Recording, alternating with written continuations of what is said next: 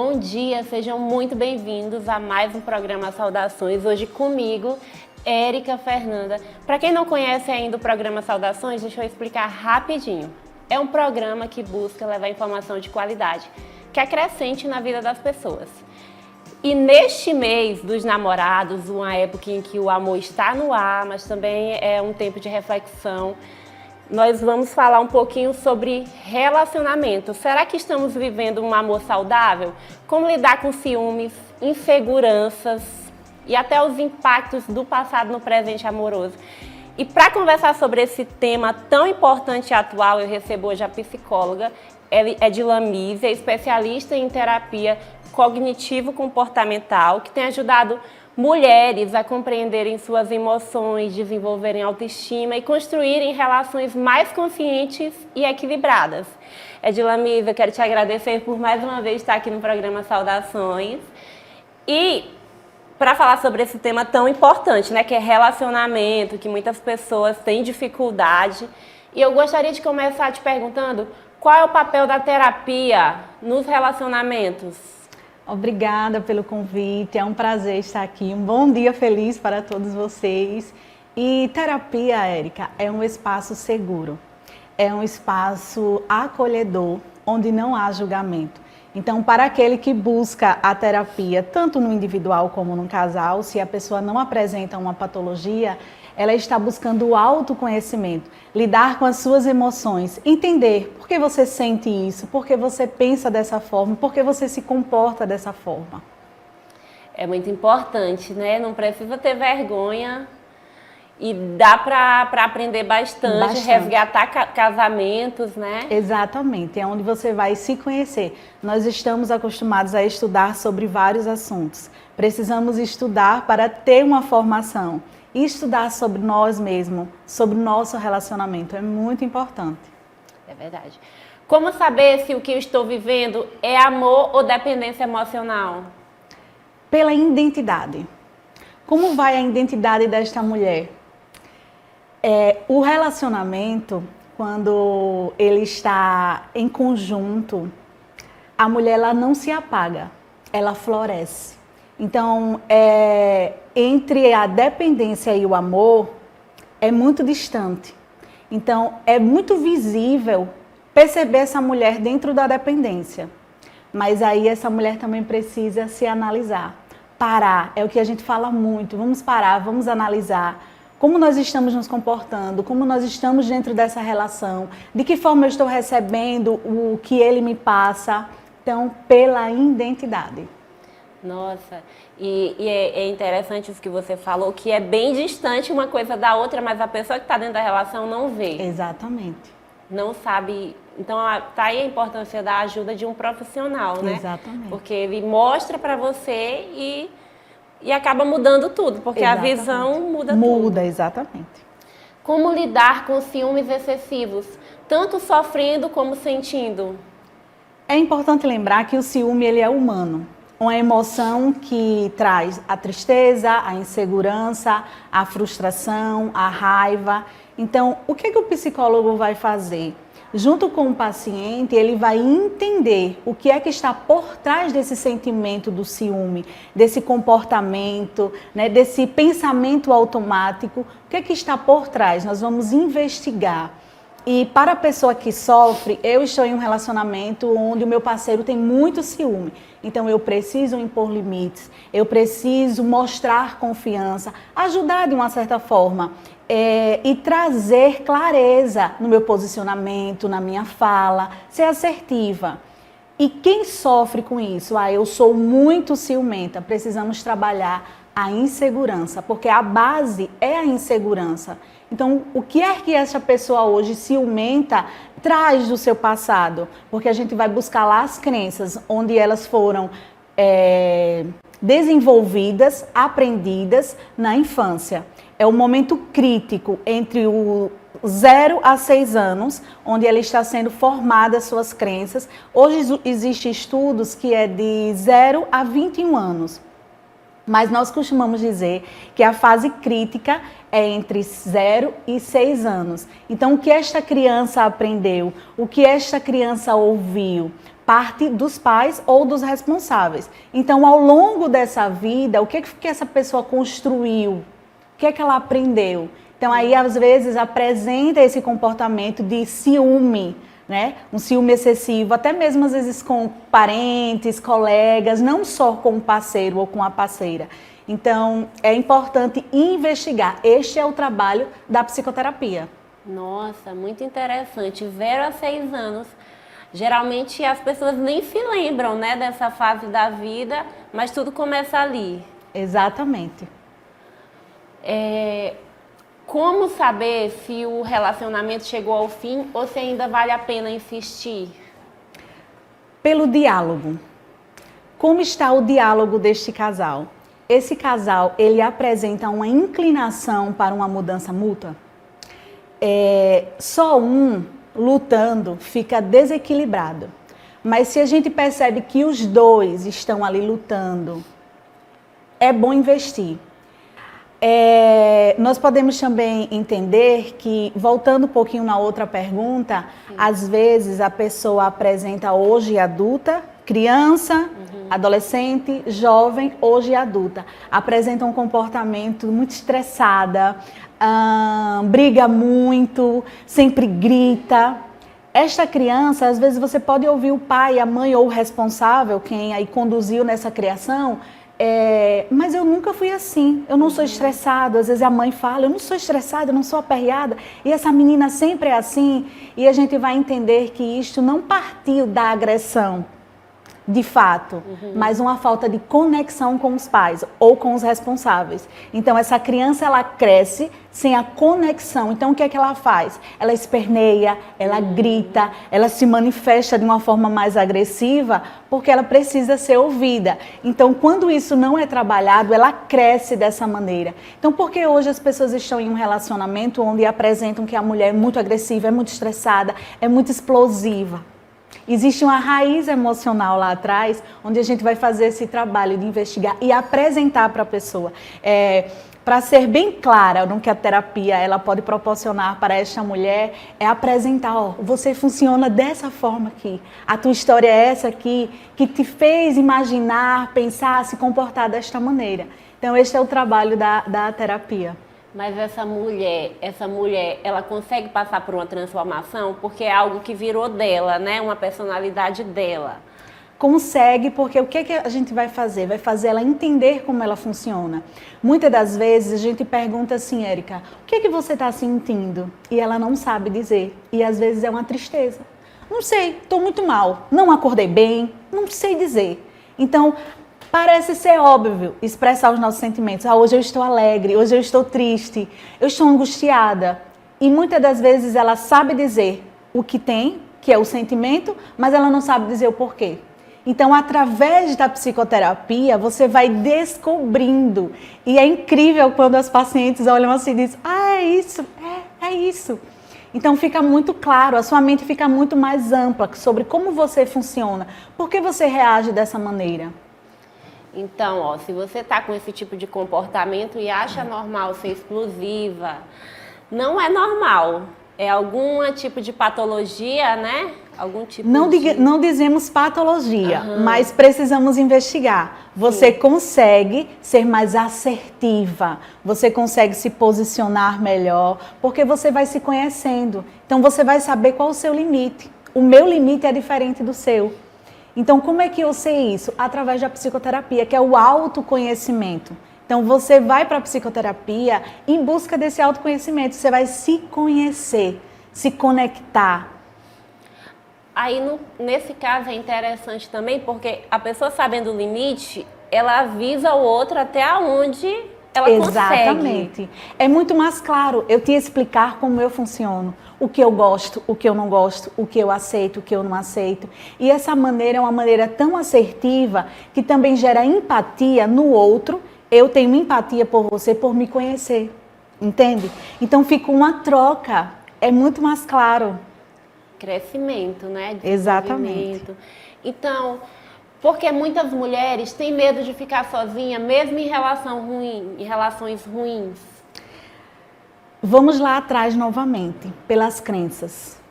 Não sabemos se essa mulher sofreu abandono, ela não teve afetividade. Então, às vezes a gente quer cobrar da mulher amor, carinho mesmo, físico, mas ela nunca recebeu quando criança, não foi ensinado. Então, imagine uma criança que não foi ensinado sobre o que é afeto. E aí ela se torna adolescente, jovem, hoje uma mulher dentro de um relacionamento. O que ela vai passar se ela não aprendeu, não foi apresentado para ela? Então, esta mulher, mesmo em um relacionamento ruim, nós acreditamos, claro que temos que fazer uma investigação, cada paciente é único, é uma história única, mas acreditamos que o que passa ali na sua mente é: eu não sou capaz de viver sozinha. Então, ela fica à disposição das migalhas emocionais que essa outra pessoa passa, e seja também em relacionamento de amizade. Então eu fico à mercê dessas migalhas emocionais, aceita tudo. Então precisamos entender e provavelmente precisaremos trabalhar a autoestima dessa mulher, mostrando o seu valor, quem ela é, para ela se amar. E aí a gente vai ajustando. Não podemos deixar crenças dominarem nossa vida, Não. né? Tomarem as rédeas aí do nosso destino e decidirem por nós, porque às vezes o medo de ficar só, o medo da tristeza faz com que essa mulher, com que decida a vida dessa mulher, Exatamente. né? O que é um relacionamento tóxico e como reconhecer os sinais? Bom, em relação ao tóxico, eu também queria até abrir um pouco para falar, porque são duas palavras que as pessoas banalizaram um pouco, sobre o tóxico e o narcisista. Então, ele era narcisista. A gente precisa entender que para diagnosticar a gente vai pelo DSM-5. Então, eu não posso sair diagnosticando por um comportamento isolado. Às vezes, esse homem apresenta uma maturidade emocional. Às vezes, a mulher também contribui para alguns pontos. E aí, a gente já taxa como: eu vivo um relacionamento tóxico, ele é muito narcisista. É muito sério a gente sair diagnosticando. Então, eu tenho uma cautela em relação a isso. Então, a gente, de fato, precisa investigar. No DSM-5... ele vai pontuar 9 características, digamos assim. E dessas 9, o homem precisa ter 5. 5 para ele ser considerado, né, que ele tem transtorno de personalidade narcisista. E essas 5, ela precisa durar, ela precisa ser vivida intensamente e não pode ser só momentânea. Nesse assunto aqui, ele é narcisista. Sim. Nessa situação, ele é narcisista. Não podemos dar um diagnóstico assim. E quando nós falamos também do tóxico, o que é que eu estou contribuindo? Às vezes, passar a culpa só para o outro como uma solução. Acabou porque era tóxico. Mas o que é que eu fazia também para contribuir? Nós sabemos que quando a mulher não está bem consigo, ela não se conhece, muitas das vezes ela vai apresentar alguns comportamentos que podem excitar este homem, a raiva, a ira, e entre outras questões negativas. Então, precisamos de fato analisar. Mas um relacionamento tóxico, podemos perceber quando a mulher ela se anula. Quando ele limita, né? Limita, ela não é segura, vive presa. Você vê que a mulher ela não floresce. Existem traições e ela acaba aceitando. Aceitando, ou muitas das vezes finge não ver, porque isso traz um conforto emocional. Então, são vários fatores para a gente dizer de fato que aquela mulher está em um relacionamento tóxico. E, doutora, para esse relacionamento tóxico, tem jeito ou não tem saída? Tem, e principalmente quando o casal, ele vai, às vezes a gente diz assim, já é uma maravilha vocês estarem aqui, mas de fato é um passo, você percebe que o casal, ele está inclinado para a mudança, ele quer uma melhora, ele quer uma solução. Então, só o fato de ir buscar já é um ponto muito importante, porque está mostrando uma inclinação. Sim. Eu quero lutar por este relacionamento. Então, eu acredito sim que pode haver uma melhora, uma restauração, pode eles conseguirem aí desenvolver várias habilidades para que eles permaneçam juntos. E se caso não der certo, pelo menos eles acabam o relacionamento de uma forma madura. Sim, de uma forma mais tranquila e tendo, né, feito o que estava ao alcance. Exatamente. Eu quero te agradecer pela tua presença hoje aqui no programa Saudações.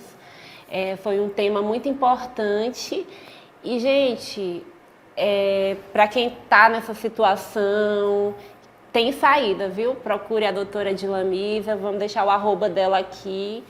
E eu quero te agradecer. Muito obrigada por estar hoje aqui conosco. Gostaria de deixar uma mensagem para os nossos Eu quero agradecer mais uma vez estar aqui agora com esse assunto sobre relacionamento e entender que a terapia não muda o outro, mas muda você, consequentemente muda o ambiente. Então façam terapia, eu espero poder ter ajudado quem me assiste e espero ser bênção na vida daquele que me procura.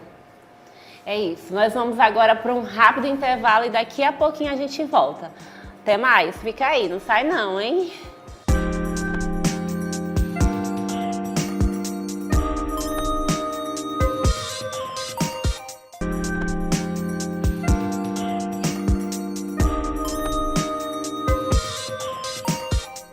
Voltamos e agora com a doutora Josiane Fiquene para falar sobre alimentação, saúde, bem-estar. Doutora, eu gostaria de te agradecer por aceitar o convite de vir aqui no programa Saudações e começar te perguntando quais são os principais alimentos que ajudam a aumentar a energia de forma natural no dia a dia. Bom dia, é um prazer estar aqui. Sempre bom divulgar, né, sobre o poder da alimentação. Então, o que acontece é que as pessoas elas estão acostumadas a comer muito alimento que dá energia rápida. E para aumentar a energia, na realidade, o ideal são alimentos que tenham picos de glicose mais lentos, né? Porque quando a gente come carboidrato, um açúcar, ele acaba gerando um pico de glicose mais rápido na nossa corrente sanguínea e aí o que gera mais, tem uma queda mais rápida. Então, para a gente ter energia, é preciso comer alimentos mais integrais. Então, vamos pensar numa batata doce, o ovo, que é uma proteína também, que dá energia, algumas oleaginosas, como amêndoas. Então, muitas vezes, né, as pessoas andam com esses mix na bolsa, porque é uma forma de você ter uma energia mais controlada. Então, a glicose ela não chega tão rápido, aí os picos de glicose no sangue. Então, se comer, por exemplo, um doce, essa energia vai acabar caindo. Essa energia é muito rápida. Quando você come um doce, por exemplo, o pico de glicose no sangue, ele é elevado rapidamente, mas como o nosso pâncreas ele precisa liberar insulina para captar essa glicose, né, e levar para as células para que a gente tenha energia, a queda é mais rápida e aí você logo entra naquele cansaço, né? Naquela fadiga, por causa dessa energia rápida. Ah, então. E essa questão de comer o tempo todo, também eleva esses picos ou não? O que que acontece? O comer o tempo todo, ele é um reflexo. Porque assim, quando você come um alimento, né? Um alimento simples, vamos dizer assim, um alimento que venha a ter essa energia mais rápida. Você come, aí você tem aqueles picos de alegria, aquela energia, e de repente você perde essa energia e o que que vai te dar? Vai te dar mais fome, mais vontade de comer. Então é um ciclo, né? Você acaba indo atrás de mais alimento, então começa a beliscar e daqui a pouco te dá mais vontade, você não consegue ter a sensação de saciedade, você não consegue enviar para o teu cérebro essa sensação de saciedade, o sinal, né? E existe uma relação direta entre o que comemos e o nosso nível de disposição física e mental e como isso acontece no organismo? Existe, mais ou menos isso que a gente fala. Existe sim. Então, assim, o que que acontece? Alguns alimentos, né, e eu trabalho muito com isso porque eu também sou da área de neuropsiquiatria nutricional, eles dão mais energia para o nosso cérebro. O nosso cérebro, ele é um órgão que ele é dependente de glicose. Só que a gente precisa só de 56 gramas de glicose por dia para que ele funcione perfeitamente. É pouquinho. É bem pouco, né? E aí acaba que a gente come tanto que acaba inundando o cérebro. Então, o que acontece? Nós precisamos de alimentos que sejam precursores dos nossos neurotransmissores, que aí eles ajustam o humor, ajustam o sono, ajustam o nosso dia a dia. Então, precursor do triptofano, o triptofano é um precursor da serotonina. Então, a gente precisa comer alimentos que tenham triptofano. Aí entram as carnes, né, amêndoas, alguns tipos de frutas, as vitaminas do complexo B, que também são importantíssimas, encontradas em frutas, né? O ômega 3 encontrado nos peixes, encontrado em algumas sementes. Então, existem sim alguns alimentos que eles irão ajudar a dar mais energia, tanto, né, para a gente, para nossas atividades do dia a dia, como para o nosso cérebro, para evitar que tenha essa fadiga e esse cansaço. Muito interessante, né? E doutora, só essas vitaminas no alimento já é o suficiente ou é necessário complementar? Então, o que acontece? Alguns pacientes aí, tudo depende muito da pessoa, né? Se você não está com o teu intestino funcionando bem, e o nosso intestino, ele é o responsável pela absorção de nutrientes, então muitas vitaminas elas vão se perder. Se você está com o intestino constipado, ou se você está com o intestino que, né, você vai mais vezes ao banheiro, e aí as fezes são mais amolecidas, então você vai perdendo nutrientes.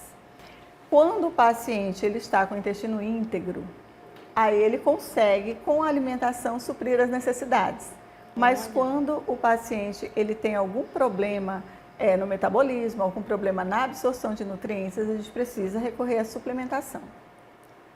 Uma informação muito importante que muita gente e muitas mulheres sofrem, né, com problemas no intestino. Exatamente. As pessoas, às vezes, até levam isso como se fosse uma coisa normal, né? Ah, eu sempre estou constipada. Ah, não, é normal, eu sempre passo 2, 3 dias sem ir ao banheiro. E não é normal. Ou então uma pessoa, né, que vai muito, não, eu vou 3, 4 vezes no banheiro e acha também que é ótimo, que sempre foi assim. Mas aí quando a gente vai investigar, é uma anemia, é uma falta de absorção de nutrientes, é um diabetes, um pré-diabetes que vai vir como consequência. Então, eu sempre falo, né, o alimento, ele é o nosso combustível. Assim como a gente precisa, né, dar para um veículo um bom combustível, porque senão ele vai falhar com o tempo, o alimento é a mesma coisa. A gente precisa escolher os melhores alimentos para dar ao nosso organismo, porque uma hora, se você está o tempo todo comendo ultraprocessados, né, o tempo todo comendo aí excesso de alimentos ricos em corantes, em conservantes, o teu organismo, uma hora, ele vai te sinalizar. Pode ser daqui a 10, 15 anos, mas a conta vai chegar, né? Então, é por isso que a gente precisa ter a prevenção. Alimentos industrializados ou com muito açúcar podem causar o efeito contrário, gerando cansaço ou queda de energia? Muito. Os alimentos, o açúcar, ele rouba a energia da gente, né? Acontece que ele traz fadiga, ele traz essa perda de neurônios. Então, quando a gente tem essa inundação de açúcar no organismo, acaba prejudicando, fora que também ele é precursor de outras doenças, né, como o diabetes, o colesterol alto, a obesidade, assim como os ultraprocessados. Os ultraprocessados são produtos que passam muito tempo na prateleira.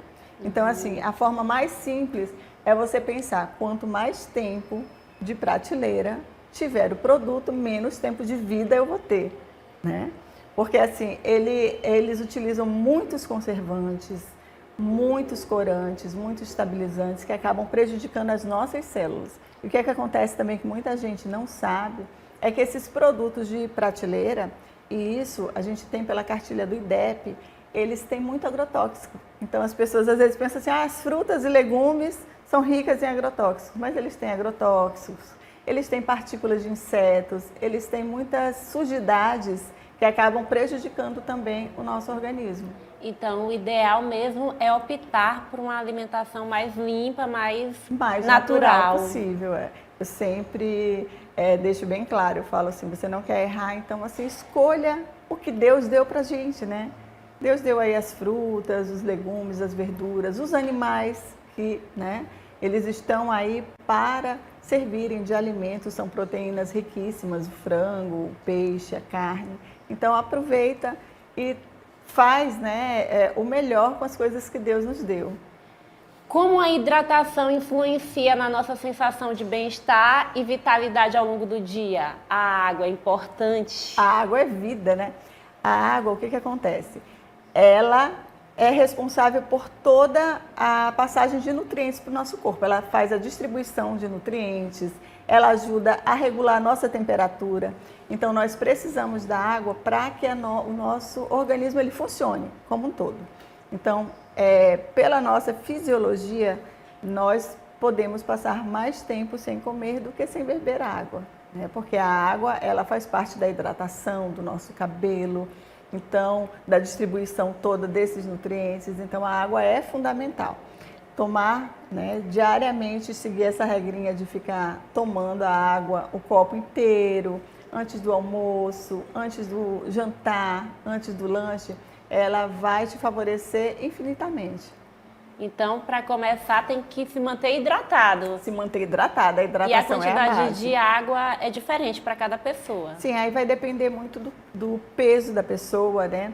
E aí a gente costuma colocar uma margem de 0,40 para cada quilo, né? Então é só multiplicar 0,40 para cada quilo, aí você consegue ter uma margem boa de a quantidade de água necessária. Para quem está começando uma reeducação alimentar, por onde começar para se sentir melhor? Eu acredito que a pessoa que está começando, ela precisa fazer gradativo, tá? Porque tudo que você começa de uma forma muito radical, ela não tem continuidade. Então, assim, qual é o ideal?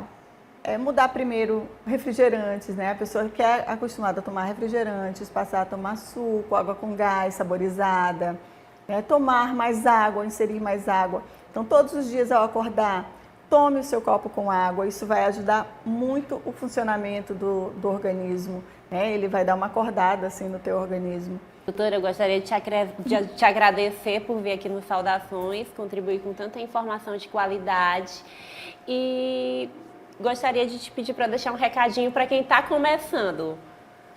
Para quem está começando agora, né? Pense em como você quer estar daqui a 5, 10 anos. Vamos pensar assim num período mais curto, mas pense no seu corpo, dê a ele alimentos saudáveis, faça tudo de forma gradativa que você vai conseguir. Então, pense nas maravilhas que Deus coloca para a gente, né? Tá aí, que estão na natureza. Então, se você começar a pensar que cada alimento que você vai colocar no teu corpo, ele vai te gerar mais saúde, vai evitar que você gaste com remédios, com medicamentos no médico, você vai conseguir sim ter uma vida melhor. Se hidrate bastante, né, que é essencial, e procure sempre comer com consciência. E é uma demonstração de amor próprio, do quanto você valoriza você mesma, né, o seu corpo, e significa aí mais anos de vida, né, o resultado é esse, mais saúde, mais energia. Gente, nós vamos ficando por aqui. Tenham um feliz sábado e até mais. Até mais.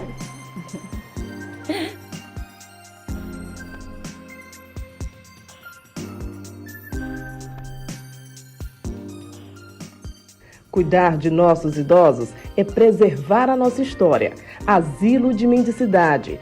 São 105 anos ofertando acolhimento digno de forma totalmente voluntária. Aqui contamos com cuidadores, terapeutas, psicólogos, central administrativa e um call center para recebimento de doações. Faça parte dessa história. Faça também a sua doação. Saudações. Una-se a esse elo de solidariedade e fraternidade.